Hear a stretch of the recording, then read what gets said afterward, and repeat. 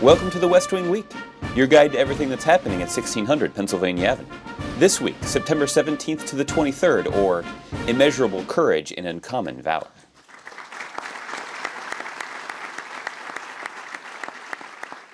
On Friday, September 17th, President Obama announced that Elizabeth Warren will lead the effort to set up the Consumer Financial Protection Bureau and help implement the toughest financial reforms and consumer protections since the Great Depression. Elizabeth understands what I strongly believe, that a strong, growing economy begins with a strong and thriving middle class. And that means every American has to get a fair shake in their financial dealings. On Monday, September 20th, the President went to the Newseum in Washington, D.C., where he participated in a live CNBC town hall discussion, taking questions from ordinary Americans on jobs and the economy and the steps his administration has taken to promote growth. The President is on his mark. Yes. Let's go ahead and move forward on what we agreed to, which is tax relief for 97% of Americans. In fact, actually, everybody would get tax relief, but just up to $250,000 a year or more. And let's get the economy moving faster. Let's get it growing faster.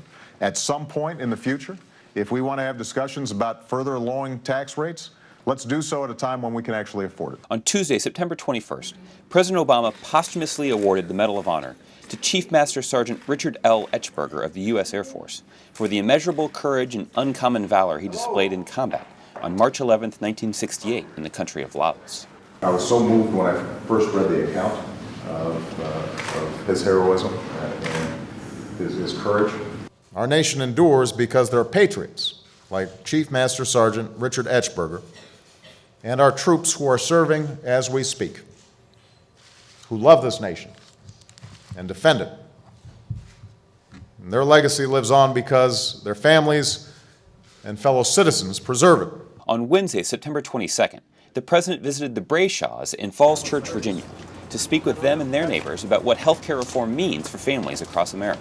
Let me introduce you. This is the Secretary of Health and Human Services. Nice to meet you, Paul Kathleen Sebelius. It's a pleasure to see you again. Thanks so much for letting us charge in. Effective this week, the Affordable Health Care Act is stopping the worst abuses of the insurance industry by putting in place the strongest consumer protections in our history, what amounts to a true patient's Bill of Rights. If you've got a policy, you get sick, the insurance company covers you. Number two, pre-existing conditions for children. Children who have pre-existing conditions are going to be covered.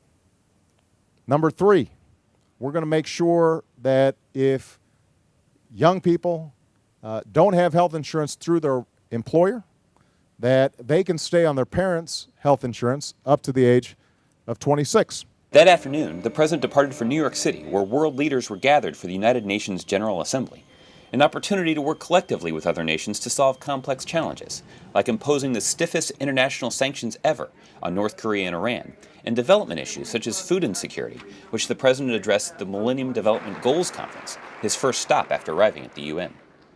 Excellent job. Good luck. All right. I will see you soon. Yeah. Thank you. On Thursday, September 23rd, the President continued his diplomatic efforts, not only addressing the United Nations General Assembly, but holding bilateral meetings with the leaders of China and Japan, and traveling cross-town to give remarks at the closing plenary session of the Clinton Global Initiative. He also held time on Friday for meetings with Azerbaijan, Colombia, and Kyrgyzstan. Good to see you, my friend. How are you? You doing well? You look very well. Thank you so much. I'm doing fine. This is my wife, Michelle. Freedom, justice, and peace for the world must begin with freedom, justice, and peace in the lives of individual human beings. And for the United States, this is a matter of moral and pragmatic necessity.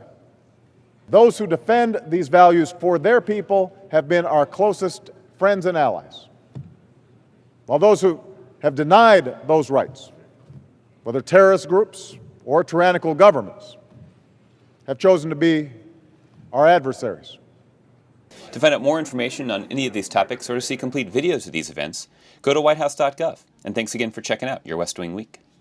My mother was wondering if you'd bring the You know, if I had known that he was welcome, I would have brought him. Oh, yeah? That would have been a treat. A playmate. Absolutely. Yeah. Bo's pretty, he's a good dog, but he has been sitting in my, he's in my bed. Oh, goodness.